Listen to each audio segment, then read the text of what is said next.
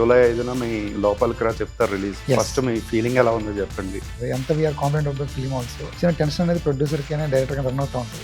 లోపలికి రా చెప్తా. లోపలికి రా చెప్తా కొంతమందికి హార్డ్గా అనిపిస్తుంది, కొంతమందికి డబుల్ మీనింగ్ డైలాగుల్లో కూడా అనిపిస్తుంది. అసలు ఈ టైటిల్ ఎగ్జాక్ట్ జస్టిఫికేషన్ అయినా కథకి? మామూలుగా చిన్న చిన్న పదాలు డైలీ లైఫ్లో వాడుతూ ఉంటాం, కానీ దాన్ని ఒక సందర్భం వాడటం వల్ల వాటి మీనింగ్ మారిపోతూ ఉంటాయి. సో లోపల రా చెప్తా అనే పదం ఒక చిన్న సినిమాకి ఫ్రైడే టాక్ బాగుంటే సాటర్డే నుంచి పికప్ అవుతుంది. ఈ సినిమానేమో సాటర్డే రిలీజ్ చేస్తున్నారు. ఎంతవరకు కరెక్ట్ అనుకోవాలి అంటే మీ అజంప్షన్? కాంపిటీషన్లో దిగాలనే ఉద్దేశంతో ఏం దిగే సినిమా కాదు నాది. ఓకే. సో నేను అనుకున్నట్టు నా సినిమా పరంగా నేను ఆలోచించుకుంది ఏంటంటే, విష్ణు గారితో మీ రిలేషన్ ఏంటి? అంటే నలంద గంగూర్లో ఇంటర్మీడియట్లో మేము ఒకే కాలేజ్ బేసికలీ. విష్ణు గారు మీరు క్లాస్మేట్, కాలేజ్ మేట్. ఓకే, మీరు సెక్షన్స్ ఉండే అక్కడ బ్రిలియన్స్.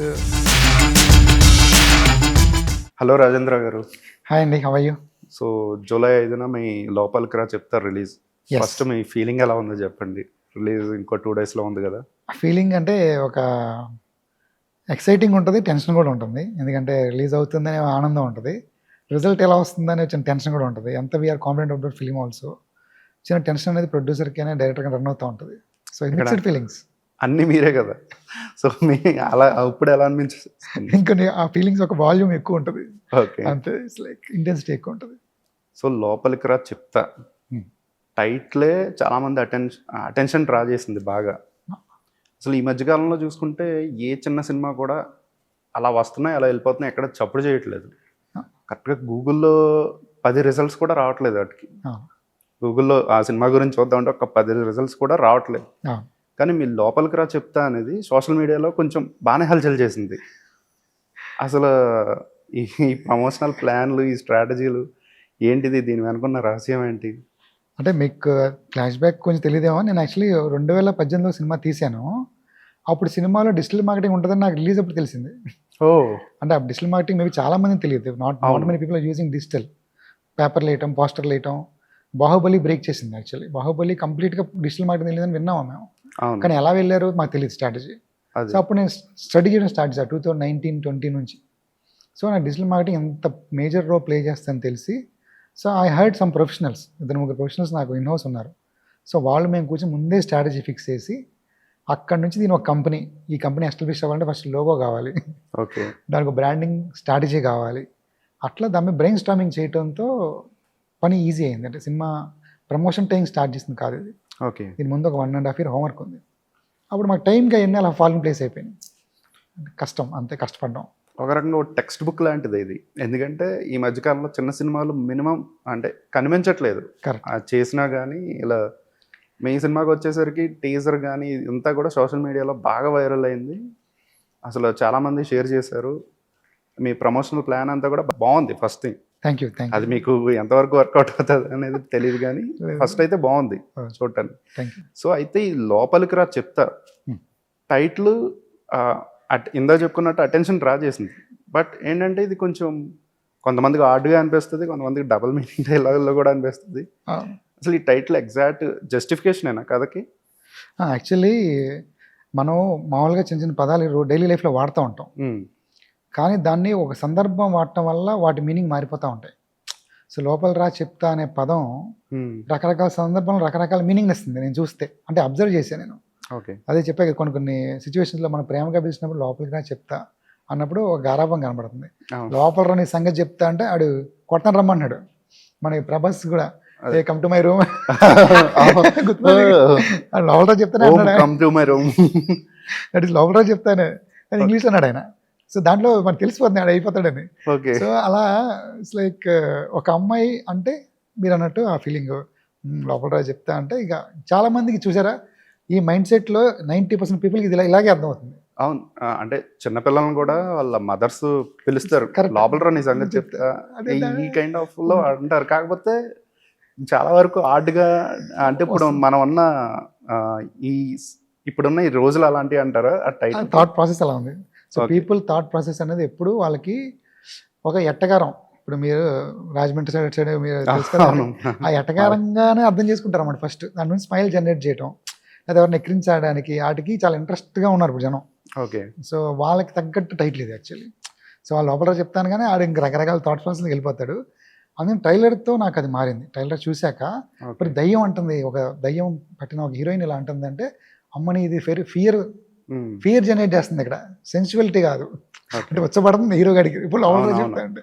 సో దాంతో దాని అర్థం మారింది. And thanks to Vijendra Prasad గారు, ఆయన వచ్చి లోపల చెప్తాను అసలు దీనికి ఒక కొత్త స్టాంప్ పడిపోయింది ప్రీ రిలీజ్ ఈవెంట్లో. సో అప్పుడు నుంచి చాలా పాజిటివ్గా వినపడుతుంది ఆ మాట ఆయన నోటి నుంచి రాగానే. Coming from the lines mouth అంటారు కదా. సో నవ్ ఇట్స్ అనుకున్న టార్గెట్ రీచ్ అయ్యాం ఆ టైటిల్తో. సో ఆయన ఫస్ట్ రియాక్షన్ ఏంటి విజేంద్ర ప్రసాద్ గారిది ఈ లోపలికి రా చెప్తా అనేది? మీకు సర్ప్రైజ్ చెప్పాలి, నేను ఏం చెప్పకుండా నాది సినిమా రిలీజ్ ఉంది రమ్మని చెప్పాను. ఆయనకి సినిమా టైటిల్ ఆయనకు వచ్చినప్పుడే తెలుసు అక్కడికి. ఇంటి ఆ రోజు వరకు తెలీదు. Because of our relationship cinema తీస్తున్నాను సార్ మీరు పీరియడ్స్ అంటే ఇప్పుడమ్మా ఈ రోజు అండి నాకు కొంచెం మధ్యాహ్నం గుచ్చేయమ్మా అన్నారు. ఓకే, నేను మధ్యాహ్నం గుచ్చేసాను, సాయంత్రం వచ్చేసారు. సో దట్ ఈస్ అంటే మ్యూచువల్ రెస్పెక్ట్ అండ్ లవ్. అక్కడికి వచ్చి చూసిన తర్వాత కూడా ఏమన్నారు ఆ టైటిల్? ఇదేంటిది హర్రర్ సినిమా, కానీ ట్రైలర్ చూసిన తర్వాత ఆయనకు బాగా నచ్చింది. ఓకే, ట్రైలర్ ఆయన లాంచ్ చేశారు కదా, ట్రైలర్ చూసి లోపల చెప్తే అమ్మ కరెక్ట్గా పెట్టి వీడు నా మీద ఎక్కడో ఆయనకు వచ్చిన నమ్మకం ఉంది, వీడు తప్పు చేయడు, వీడు కరెక్ట్గానే చేస్తాడు అని. అది కలర్ చూశారు ఆయన ట్రైలర్లో. సో అప్పుడు ఇంకా స్టేజ్ మీద అందుకనే ఈ ఎంజాయిడ్ ద ఈవెంట్. అదే యాంకర్ తో కూడా చాలా కామెడీ చేశారు ఆయన విజేంద్ర ప్రసాద్ గారు. సో అయితే ఈ ట్రైలర్ చూసినాక కొంచెం అంటే ఇది కంటెంట్ యాజ్ ఇట్ ఈజ్ అలా ఉంటుందా అనేది నాకు తెలియదు ఇంకా, I don't know. But Vijay Sethupathi గారి పేజా ఒకటి, అలాగే సుధీర్ బాబు గారిది ప్రేమ కథా చిత్రం, ఈ వీటి షేడ్స్ జస్ట్ అలా కనిపించినాయి.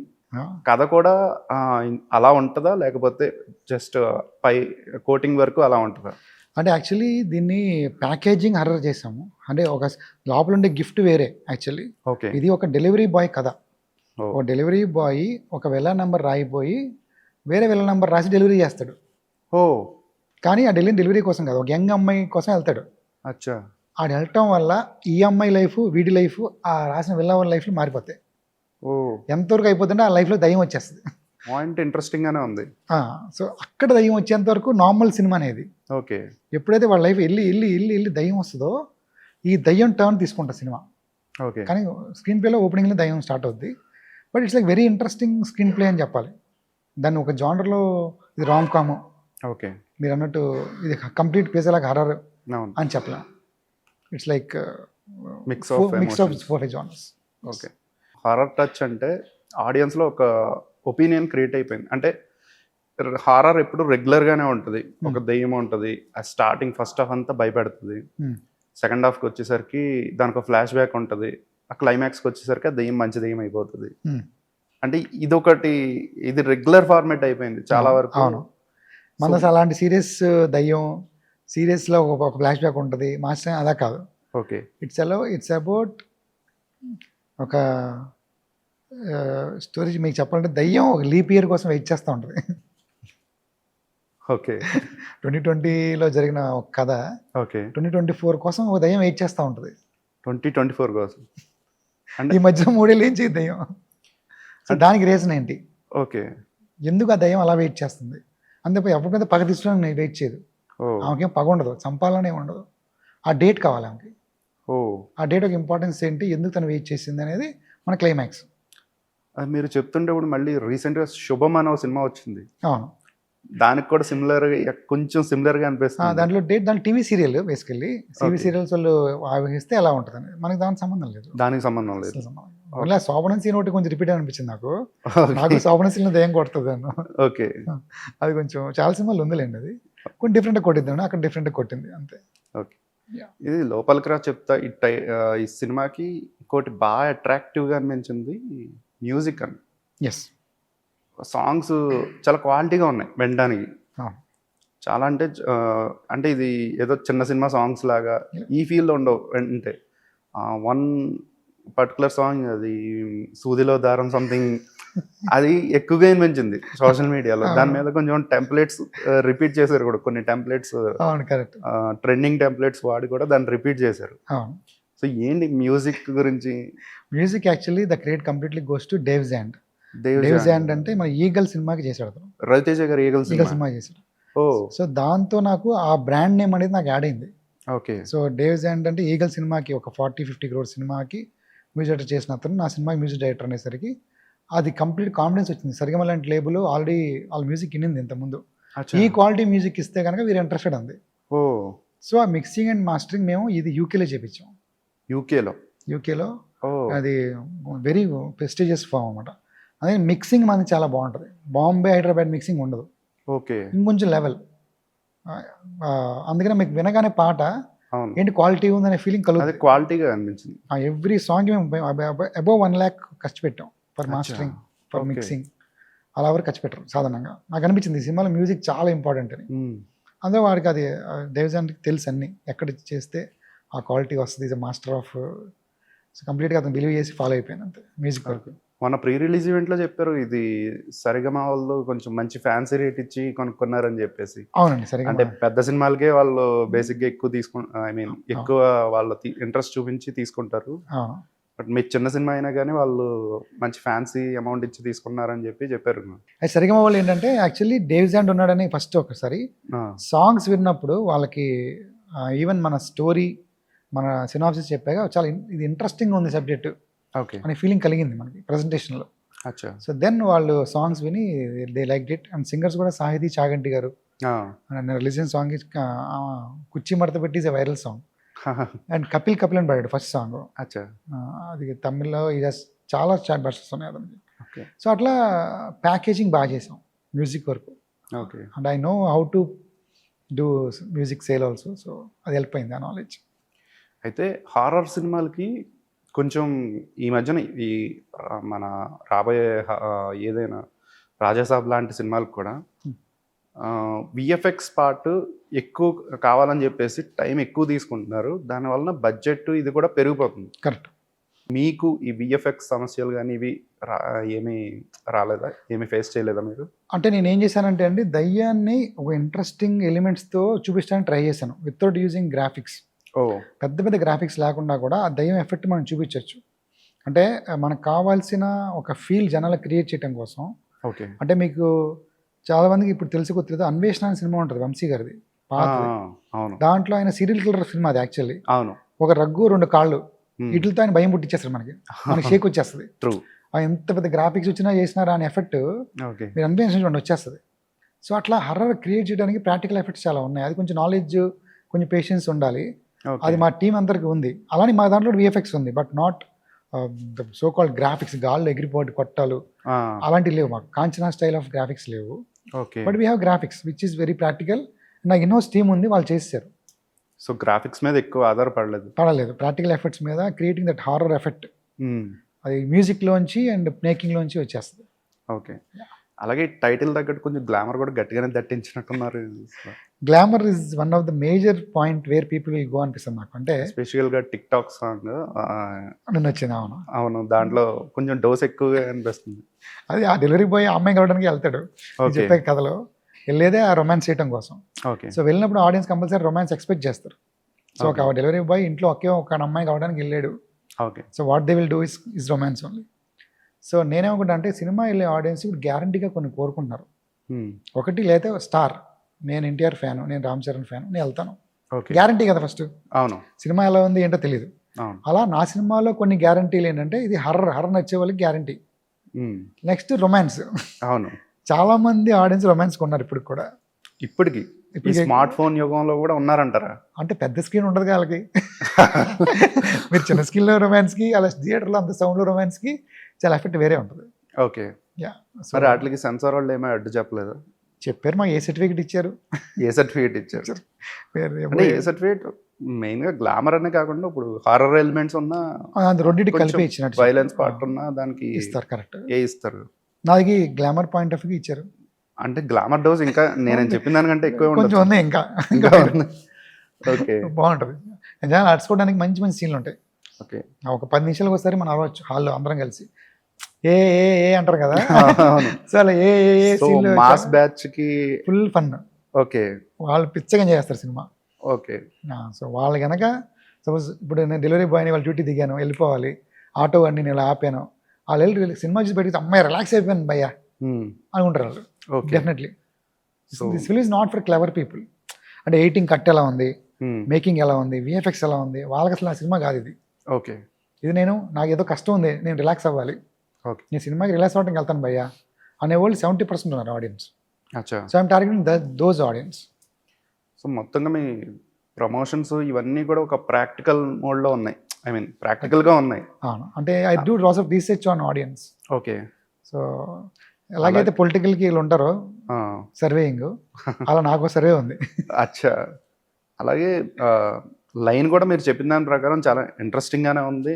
ఓకే, యూత్కి మాస్ ఆడియన్స్కి కావాల్సిన ఎలిమెంట్స్ అన్నీ ఉన్నాయి. అవును, ఓ చిన్న సినిమా అనలేం కానీ ఓకే, ఖచ్చితంగా వన్ టైం వాచ్ చేసేలా అయితే ఉంటుంది మీ సినిమా అనేది మీ మాటలను బట్టి అర్థమవుతుంది. డెఫినెట్గా మీ క్యాల్కులేషన్లు కూడా అలాగే ఉన్నాయి నాకు తెలిసి. బడ్జెట్ కూడా తక్కువ బడ్జెట్లోనే చేశారు. రీజనబుల్ బడ్జెట్ అయ్యింది, బట్ ఇట్స్ నాట్ అబౌట్ అంటే నా సినిమాని బడ్జెట్ చూడొద్దు అంట నేను. ఓకే. ఎందుకంటే ఇప్పుడు చాలా మంది ఏం చేస్తున్నారు చెప్పే కదా మీకు, 500 crore సినిమా అని 500 crore సినిమా కాబట్టి చూద్దాం అలా కూడా వెళ్తున్నారు ఆడియన్స్ని. సో మనీని ఎప్పుడైతే మనం సినిమా కలుపుతామో the creative spirit of cinema పోతుంది. ఆ కథకి ఆ క్రియేటర్కి కావాల్సిందే క్రియేషన్ అన్నమాట. అది మనీ లేకుండా కూడా క్రియేషన్ వస్తుంది. శ్యామ్ బెనగల్ అవ్వచ్చు, వీళ్ళందరూ సినిమాలకి ఏం ఖర్చు పెట్టరు, మనం వాళ్ళు మంత్రం ముగ్ధులైపోయి చూసేస్తాం అనమాట. వాళ్ళ ఎమోషనల్ తీసుకెళ్ళిపోతారు మనల్ని. అంటే ఇప్పుడు పెద్ద బడ్జెట్ సినిమాలకి బడ్జెట్ ఏం బెటర్, అది మాటల్లోనే ఉంటుంది అంటారా? డిపెండ్స్ ఆన్ ద డైరెక్టర్ అన్నాను. పెద్ద సినిమా అనేది ఆ డైరెక్టర్ తెలివితేటలతో కూడా పెద్ద సినిమా అయిపోతుంది. ఓకే. ఆ తెలివి ఇంపార్టెంట్ అంతే. ఓకే. అంతేగాని ఖర్చు పెట్టిన డబ్బులు వల్ల రాదు. అదే ఎగ్జాంపుల్ సంక్రాంతికి వస్తున్నాం. ఓకే.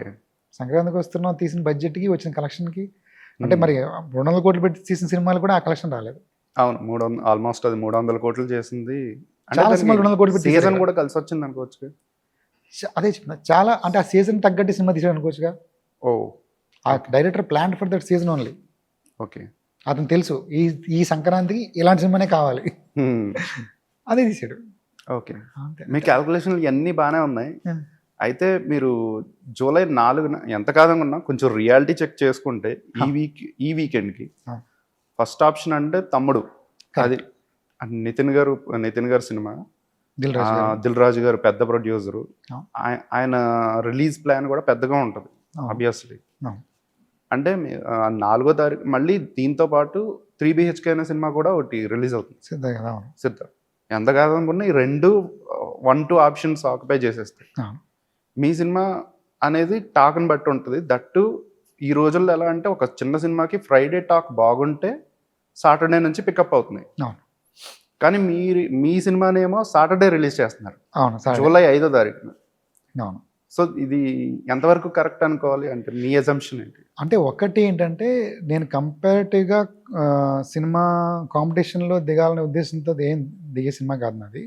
సో నేను అనుకున్నట్టు నా సినిమా పరంగా నేను ఆలోచించుకుంది ఏంటంటే, అంటే any cinema without any guarantee, అంటే మీకు చెప్పినట్టు ఎన్టీఆర్ హీరో లేదా రామ్ చరణ్ హీరో అనే సినిమాలకి శుక్రవారం పొద్దున జనం అవటంలో ఎప్పుడూ ఆపేశారు. ఫ్యాన్స్ లేకపోతే ఆ హీరోకి ఫ్యాన్స్ ఉండాలి. వాళ్ళు ఆ రోజు ఉన్న పని మానేసి నా హీరో సినిమా అవుతుందని వెళ్తారు. ఎందుకంటే శుక్రవారం ప్రతి ఒక్కరికి పని ఉంది. మనం కూడా ఇప్పుడు ఇంటర్వ్యూ చేసుకుంటాం, ఏదో పని ఉంటుంది. ఈవెన్ పెయింటర్, ఆటో, వీళ్ళందరికీ శుక్రవారం పొద్దున వర్కింగ్ అవర్స్ అయ్యి, అంటే వర్కింగ్ అవర్లో త్యాగం చేసి వచ్చి అంత సినిమా మనం తీయాలి. అవును, అంతేనా?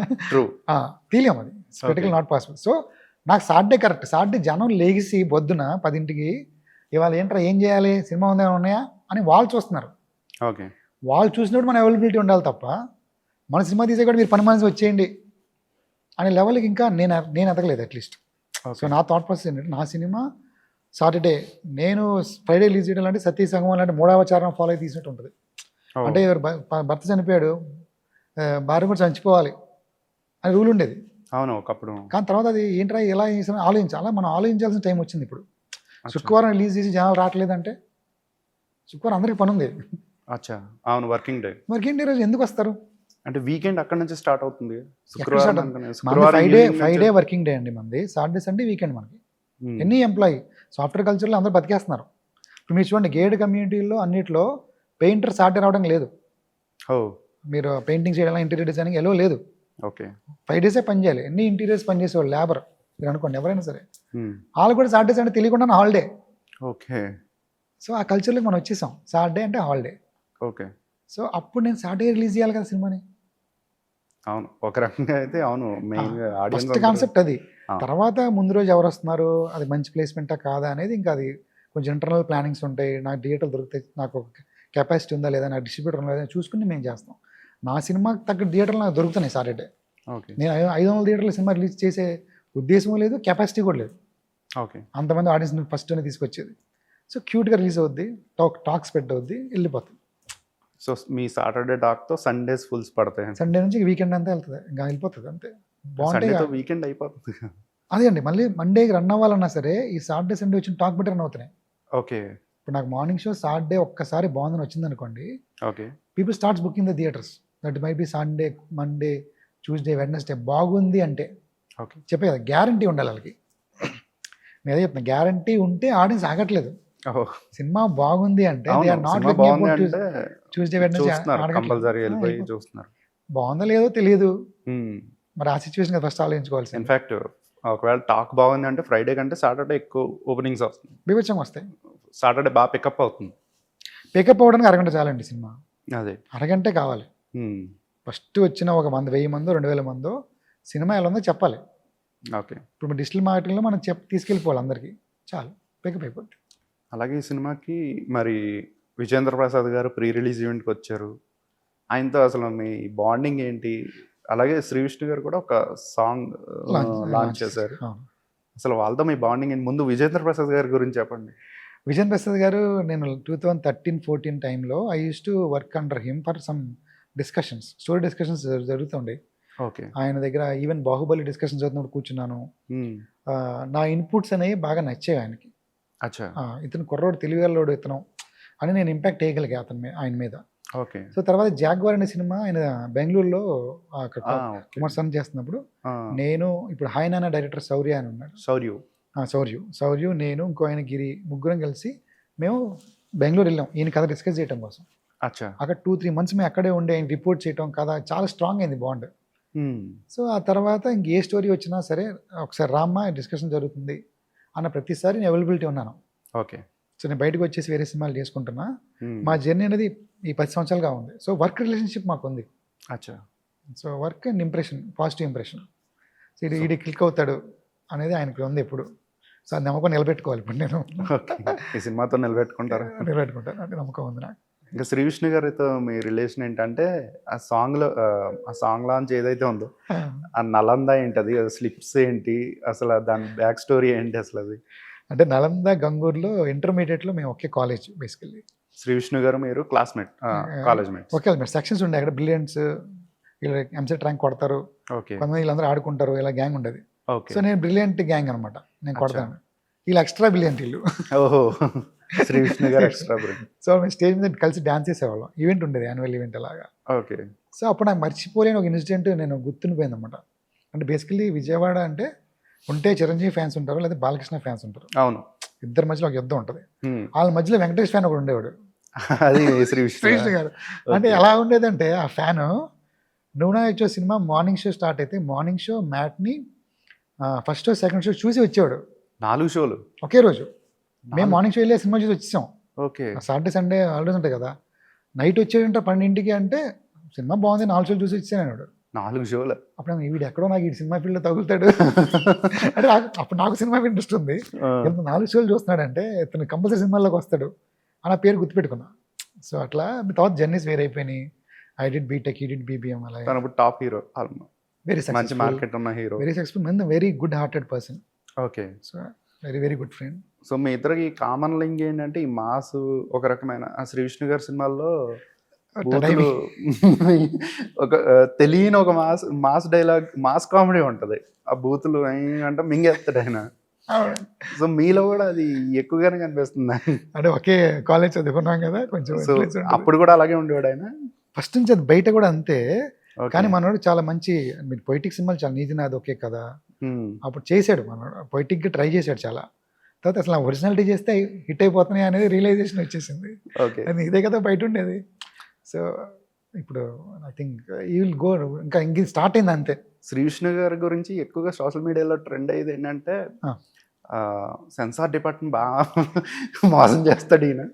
అలాగే సెన్సార్ డిపార్ట్మెంట్ని మోసం చేయడం ఎలా అనే టెంప్లెట్ వాడి ఈయన ఫిక్స్ చేస్తూ ఉంటారు దాంట్లో కొంతమంది. ఉద్దేశం ఏం లేదు. మెయిన్ ఏంటంటే ఆ మీమ్స్ జరిగే దాన్ని తెలియకుండా జనాలకి చెప్పాలి అంటే రోల్ చేయాలి. Okay. Rolling it's not about censor అన్నీ కాదు, డైరెక్ట్గా చెప్పడం కాకుండా రోల్ చేసి చెప్తే ఎలా ఉంటుంది ఓకే. అంతే, టెక్నిక్ అంతే. దానిలో పెద్ద కావాలని సెన్సార్ తప్పించి అలా ఏం లేదు.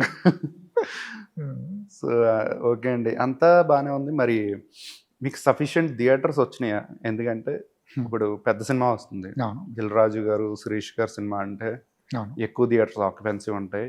అవును అలాగే చిన్న సినిమా వాళ్ళ గురించి కొంచెం ఉండేది ఏంటంటే ఎక్కువగా ఈ చిన్న సినిమాకి ఎక్కువ థియేటర్స్ దొరకవు. దొరకవు. వాళ్ళ పెద్ద సినిమా ఉన్నప్పుడు దొరకవు అనుకోవాలి, లేకపోతే కొంచెం వాళ్ళ గురించి ఒక కంప్లైంట్స్ కూడా వినిపిస్తూ ఉంటాయి. అంటే రీసెంట్గా ఒక ఇంటర్వ్యూలో చూసుకుంటే శిరీష్ గారు అవును ఇష్యూ మీకు తెలిసే ఉంటుంది. అంటే శిరీష్ గారికి నాకు ఒక ఫ్లాష్ బ్యాక్ ఉంది, టు బి ఫ్రాంక్. ఓకే, అంటే మీరు డిస్ట్రిబ్యూషన్ అప్పుడు నేను ఫస్ట్ సినిమా ప్రొడ్యూస్ చేసినప్పుడు 2018లో నేను ఆయన ఎదురుబెదురు కూర్చుని ఒక సిచ్యువేషన్ వచ్చింది. ఓకే. సో నిన్న ఆయన మాట్లాడారు, నిన్న ఇంటర్వ్యూ నేను ఇది చూసాను. ఫస్ట్ సినిమా యూ అనుకోండి. యూ కథ హీరో. నేను 2018లో రిలీజ్ చేశాను. అది 2018. అరౌండ్ 90 థియేటర్స్ సినిమా రిలీజ్ అయింది. Okay. So it got very good name. తర్వాత హిందీ రైట్స్ అమ్మాను, యూట్యూబ్లో ఉంది. ఓకే. సో థియేటర్స్ దగ్గర ఒక సిచ్యువేషన్ వచ్చినప్పుడు శిరీష్ గారు నేను కూర్చున్నప్పుడు శిరీష్ గారు నాకు అర్థమైంది చెప్తున్నాను. Is a man of word అండి. అంటే ఒక మాట ఇస్తే నిలబడతాడు ఆయన. సపోజ్ నేను మాట ఇచ్చాను, నిలబడతాడు. ఇప్పుడు నేను మీ సైడ్ నిలబడ్డాను అనుకోండి, అవతల విలన్ అయిపోతాడుగా. అవును. సో అలా కొన్ని జరుగుతున్నాయి తప్ప, ఆ రోజు కూడా నాకు ఆయన ఒక మాట ఇచ్చారు, ఆ మాట నిలబడి నాకు favourite theatre in the city Bhramaramba. మనకి చిన్న సినిమాకి అసలు ఎవరు. అవును. శిరీష్ గారు చెప్పారు కాబట్టి నాకు నా సినిమా భ్రమరంబ రిలీజ్ అయింది. ఓ. సో చేయాలనుకుంటే ఇంపాసిబుల్ థింగ్స్ కూడా ఆయన చేస్తాడు. అచ్చా. సో దట్స్ లైక్ ఏదైనా సరే సినిమాని కాపాడుకోవాలి అని, ఆ సింగిల్ థియేటర్స్ నిలబెట్టుకోవాలనే ప్రయత్నం అనేది నేను ఇప్పుడు మైత్రి వాళ్ళలో చూస్తున్నాను, వీళ్ళలో చూస్తున్నాను. సో ఆ ప్రయత్నించే దాంట్లో చాలా చిన్న సినిమాలు ఎఫెక్ట్ అవుతున్నాయి. అంటే ఆ ఎఫెక్ట్ ఎలా ఉంటుందంటే, మీకు రేవంత్ రెడ్డి వెళ్తున్నాడండి, సీఎం గారు వెళ్తున్నారు, లేకపోతే కేసీఆర్ గారు వెళ్తున్నారు, ట్రాఫిక్ చాలా చోట్ల హాఫ్ అన్ అవర్ ఆపేసేవాళ్ళు. ఈ మధ్య కొంచెం తగ్గింది, ఇదివరకు చాలా ఆపేసేవాళ్ళు. అవును, హాఫ్ అన్ అవర్. వెనకాల అంబులెన్స్ కూడా చచ్చిపోతాడు. అవును, మీకు అర్థమైందా? మనకు తెలియదు అది. అంటే దీనివల్ల ఇలా జరిగి ఎక్కడో, కానీ వాళ్ళు వెళ్ళే పని ఏంటి, ఏదో వెళ్తున్నారు, మంచి పని మీద వెళ్తున్నారు. అవును. సో వీళ్ళు ఓవరాల్గా థియేటర్లు కాపాడదనే ఉద్దేశంలో చిన్నవాళ్ళు చాలామంది నలిగిపోతున్నారు. కానీ విజన్ వాళ్ళది అది కాదు. ఓకే, ఓవరాల్గా స్టేటే కాపాడాలి. సో దీన్ని అర్థం చేసుకుంటే పాజిటివ్గా ఉంటుంది. లేకపోతే ఏంట్రా మీ వల్ల ట్రాఫిక్ జామ్ చేయడం వల్ల చచ్చిపోయాడు అన్నట్టు ఉంటుంది. ఓకే, రెండు కరెక్టే. ఇటు నుంచి ఆలోచిస్తే కరెక్టే, అటు నుంచి ఆలోచించినా కరెక్టే. సో దిస్ రైట్ ఎగ్జాంపుల్ అని చెప్పాలి మీకు. కానీ ఇప్పుడు సింగిల్ థియేటర్లు నిన్న ఆయన చెప్తుంటే ఇంక మొత్తం వానిష్ అయిపోయింది. శ్రీష్ రెడ్డి గారే అనేసారంటే ఈజ్ గివింగ్ అప్ అనిపిస్తుంది నాకు. అంటే ఎంతకాలం పోరాడిన ఒక వ్యక్తి ఇంకా సింగిల్ థియేటర్లు ఉండవు అంటాం అనేది కరెక్ట్ కాదు యాక్చువల్లీ. ఎందుకంటే సింగిల్ థియేటరే సినిమా. జనాలు వచ్చి అరిసి ఆ జనాలు ఇలా ఎగిరేస్తేనే సినిమా. మల్టీప్లెక్స్లో అంత యాక్టివ్గా చేయలేం ఎంత అనుకున్నా. అవును. సో ఎంతైనా ఇప్పుడు పెద్ద హీరో అంటే, పెద్ద హీరో సినిమా అయినా ఏదైనా బాగున్న సినిమా సింగిల్ స్క్రీన్స్కి వెళ్ళాలనుకుంటారు ఎవరైనా. కరెక్ట్. అంటే అన్ని రకాలుగా టికెట్స్ కావచ్చు, లేకపోతే సినిమాని ఎంజాయ్ చేసే అట్మాస్ఫియర్ ఏదైతే ఉంటుందో అది మల్టీప్లెక్స్లో దొరకదు. అవును. సో సింగిల్ థియేటర్ల గురించి యాక్చువల్లీ నేను చెప్పే కదా, I doing lot of surveys why cinemas are not running, ఎందుకు ఇలా అవుతుందని. నేను శిరీష్ రెడ్డి గారు అవ్వచ్చు, మన శశి గారు అవ్వచ్చు, ఎవరికైనా సరే నేను చెప్పాలనుకుంది ఏంటంటే, ఇప్పుడు ఆడియన్స్ ఎక్కడికైనా వెళ్ళాలంటే వాళ్ళు ఒకటి ఆలోచిస్తున్నారు, నేను ఇప్పుడు నా పని మానుకుని అక్కడికి వెళ్తే నాకు గ్యారంటీ ఎంటర్టైన్మెంట్ ఉంటుందా ఉండదా. సినిమా ఎలా ఉంటుందో తెలియనప్పుడు నేను మార్నింగ్ షోకి వెళ్ళి వీడికి నచ్చింది, నాకు నచ్చుది నాకు తెలియదు, వీడు బాగుంది అంటున్నాడు, చాలామంది వెళ్ళి నాకు నచ్చలేదు. ఓకే, సో నేను ఎందుకు హాల్కి వెళ్ళాలి? నేను మళ్ళీ పార్క్ చేసుకుని మళ్ళీ పాప్కార్న్ అలా పెట్టుకుని ఇలా వాళ్ళ థాట్ ప్రాసెస్ నెగిటివ్ సైడ్ వెళ్ళిపోతున్నప్పుడు మనం ఏం చేయాలంటే ఫస్ట్ ఆడియన్స్ థాట్ ప్రాసెస్ని మార్చాలి. మీకు గ్యారంటీ ఇక్కడ ఉంటుంది ఎంటర్టైన్మెంట్, మీరు రండి, మీరు ఎంజాయ్ చేయొచ్చు ఇక్కడ అని క్రియేట్ చేయాలి. అది ఎలా క్రియేట్ చేయొచ్చు అంటారు కంప్లీట్గా? అంటే చెప్పొచ్చో లేదు నాకు తెలియదు, చెప్పండి. ఇది నా ఐడియా. బేసికల్ ఐడియా ఏంటంటే, మీరు శనివారం, రేపు ఫ్రైడే కదండి, ఫ్రైడే ఈవినింగ్ మీరు అన్ని బుక్ మై షోలు ఓపెన్ చేసి చూడండి. ఓకే, ఎంతమంది ఎన్ని సినిమాలు ఫుల్ అయితే మీరు చూడండి. కానీ Friday every bar, every pub in the city full అయిపోతుంది. Every bar and pub evening నుంచి ఫుల్. అంటే మీకు ఫుల్ స్నాక్స్, ఫుల్ టేబుల్లో ముందు. కానీ వాళ్ళు పబ్బుల్లో ఏం చేస్తున్నారంటే తెలుగు పాటలు అంటారు వెళ్ళి. తెలుగు పాటలండి. అంటే ఆడికి ఓన్లీ కూర్చోట్లా, హీ వాంట్ ఎంటర్టైన్మెంట్, వాచ్ చేయాలి. ఓ తెలుగు పాటని నేను ముందు తాగుతూ చూడాలి. ఓకే. దానికి ఒక టేబుల్కి 20,000 బిల్ కడుతున్నారు వాళ్ళు. ఓ ఒక టేబుల్ బిల్లు 20,000 టేబుల్ బుక్ చేసుకోవాలంటే, అంటే ఒక మంచి పబ్లో బుక్ చేసుకోవాలంటే. ఓకే. సో వాడికి ఎంటర్టైన్మెంట్ కావాలి, ముందు కావాలి. 20,000 ఖర్చు పెట్టడం కూడా ఆలోచించట్లేదు అతను. ఓకే. ఇక్కడ 250 రూపాయలు టికెట్టా, 200 400 రూపాయలు పాప్కార్న్ అన్నాడు. సో ఏం మిస్ అవుతుంది ఇక్కడ? మందు. మందు. సో థియేటర్లకి సార్ శశి గారు అండ్ శిరీష్ గారు, మీరు శిరీష్ గారు చాలా మొండోలు, దయచేసి తెలంగాణ నైజాం థియేటర్లకైనా మీరు, ఎందుకంటే ఇక్కడ పార్టీ కల్చర్, తెలంగాణలో చావులో మందు ఉంటుంది, దావత్లో మందు ఉంటుంది, తెలంగాణ. పెళ్ళిలో మందు ఉంటుంది. థియేటర్లు ఎందుకు ఉండకూడదు? What's wrong? అనొచ్చు. చాలా మంది ఫ్యామిలీకి ఇబ్బంది అంటే, ఫ్యామిలీ ప్రతి ఫంక్షన్లో తెలంగాణలో మందు ఉంటుందండి. సో ఇక్కడ థియేటర్లో కనుక, మన సింగిల్ థియేటర్లో కనుక మన చిన్న బార్ లైసెన్స్ ఇప్పించి అతను కనుక మామూలుగా ఏదైతే కూల్ డ్రింక్స్, కోకా కోలా ఇవన్నీ ఉంటాయో అక్కడ కింగ్ ఫిషర్, బడ్ వైజర్ పెడితే ఆ గ్లాసులు తీసుకుని లోపలికి కూర్చుంటే ఎన్టీఆర్ సినిమాకి అరవాలనిపించిన చాలా మంది అరవట్లా, కానీ బీర్ తాగితే అరుస్తాడు, ఒక యుఫోరియా వస్తుంది. అదే బొమ్మరిల్లు క్లైమాక్స్, మా నాన్న నన్ను తిట్టాడు, అవును, నువ్వు బీర్ తాగి చూస్తే ఊపిన ఏడుస్తా నేను, ఎమోషన్ అది ఇంకొంచెం ఓవర్ఫ్లో అవుద్ది. ఓకే. సో సినిమా ఎక్స్పీరియన్స్ ఇంకా చాలా బాగుంటుంది. సో ఇబ్బంది పడే వాళ్ళు ఉన్నారు ముందాడటం వల్ల. మీరు ఎలాగైతే బుక్ మై షోలో 2D 3D అని ఉంది, అవును, మీరు సెలెక్ట్ చేసుకోవచ్చు 2D అని. అవును. అలాగే ఆల్కహాల్, నాన్ ఆల్కహాలిక్. మీకు ముందు తాగే వాళ్ళ మధ్య కూర్చొని సినిమా చూడటం ఇష్టం లేదు, ఓకే. మల్టీప్లెక్స్కి వెళ్ళండి. Single theatres for mass people కదా. అవును. సో దీనికి సొల్యూషన్ ఏంటంటే, ప్రతి సోమవారం అవ్వచ్చు, మంగళవారం అవ్వచ్చు, ఫస్ట్ షోలు, సెకండ్ షోలు ఫుల్ అయిపోతాయి. ఎందుకంటే 200 రూపాయలు టికెట్ వస్తుంది, 200 రూపాయలు బీర్ వస్తుంది, నీ సినిమా చూస్తున్నాను, నాకు ఎంటర్టైన్మెంట్ ఉంది. మీరు చెప్పింది ఇదంతా బాగానే ఉంది. మరి ఇప్పుడు 5 years బ్యాక్ చూసుకుంటే ఆడియన్స్ బాగానే వచ్చారు కదా థియేటర్లకి, బాగానే వచ్చారు. అప్పుడు టికెట్ రేట్లు తక్కువ ఉండటం వలన వచ్చేవారు, టికెట్ రేట్లు ఎక్కువ ఉండటం వలన రావట్లేదనే ఒక టాక్ కూడా ఉంటుంది కదా. థాట్ ప్రాసెస్ మారింది. కరోనా తర్వాత ప్రతి ఒక్కడికి నేను వాళ్ళు ఉంటానో లేదో తెలియదు. ఓకే. మనిషి థాట్ మారిపోయింది. మీరు చూడండి, ఇప్పటి నుంచి ఇవాళ హైదరాబాద్లో ఎవరైనా సరే గోవా వెళ్ళనోడు లేరు, బ్యాంకాక్ వెళ్ళనోడు లేరు. కరోనా ముందు అడగండి, అంత కష్టపడి వెళ్ళేవాళ్ళు కాదు. నేను ఇవాళ నేను బతకాలనుకుంటున్నాడు అతను, రేపు నా జీవితం ఉండో లేదు తెలియదు, నేను ఇవాళ ఫుల్గా బతకాలనే ఆలోచన కరోనా మనకి నేర్పించింది. ఫుల్గా సంపాదించాలి, ఫుల్ సంపాదించాలి, నేను ఇప్పుడే ఎంజాయ్ చేయాలి, ఇప్పుడు దాచుకుని 20 years తర్వాత నేను చేస్తానే థాట్ని కరోనా కంప్లీట్గా తుడిసేసింది. ఓకే. సో దాని తగ్గట్టు మనం కూడా మారాలి కదా. సో ఇవాళ ఎంజాయ్ చేద్దాం అనుకున్నాడు ఈవినింగ్. మీరు చెప్పే కదా, మీరు పేరెంట్స్కి టైం ఇవ్వాలన్నా, ఫ్రెండ్స్ టైం ఇవ్వాలన్నా, అరే ఫోన్ చేస్తే పని ఉంది అంటారు, ఇవాళ పని ఉంది, అమ్మా పని ఉందమ్మా, ఏంటి కాల్ చేస్తున్నాం, మీటింగ్లో ఉన్నామంటాడు. అదే ఆడు ఈవినింగ్ బీర్ పెట్టి కూర్చుంటాడు, ఆ బీర్ టైంలో పని ఉంటుంది ఆడికి. ఓకే. అది రిలాక్సింగ్ టైం అన్నమాట. పొద్దునంతా కష్టపడిపోయి ఈవినింగ్ బీర్ తాగుదాం, అది ఈవినింగ్ ఏం అనుకుంటాడు.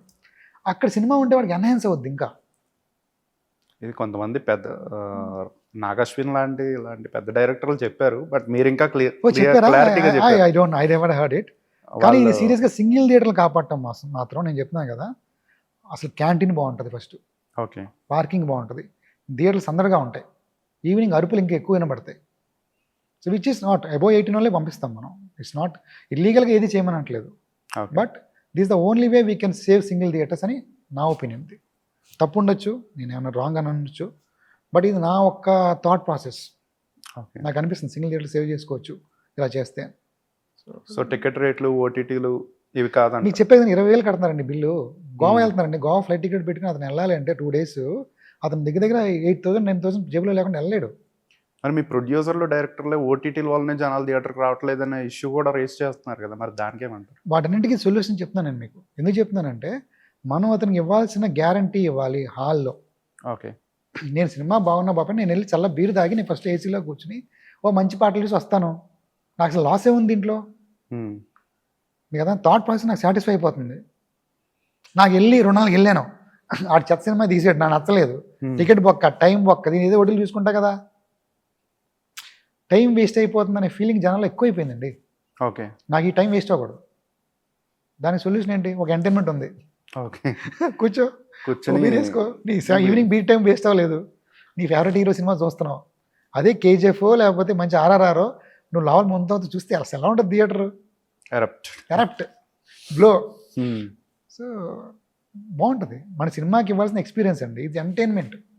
మనం నడిపేది గుడో సంస్థ కాదు కదా, మనం ఏం నడుపుతాం? ఎంటర్టైన్మెంట్. రండి ఎంజాయ్ చేయండి, రండి అరవండి అంటున్నాం. దానికి కావాల్సినవి అన్నీ అక్కడ ఇవ్వట్లేదు. ఓకే. మీరు చెప్పింది ఇంకో 5 ఏళ్ళకి 10 ఏళ్ళ కన్నా ఇంప్లిమెంట్ అవుతుంది అంటారా? లేదా ఫాస్ట్గానే అయిపోద్ది. సింగిల్ థియేటర్ కాపాడాలంటే 1 ఇయర్లోనే చేసేసుకోవాలి. ఓకే. అంటే డిక్రీజింగ్ చెప్పారు కదండి. కానీ చెప్తాను, ఖమ్మంలో 12 నుండి 4 అయిపోయినాయి అంట. 12 నుంచి 4 అంటే 70% పోయినాయండి. ఓకే. ఇంకా 30% పోవడానికి ఎంతసేపు పట్టుద్ది?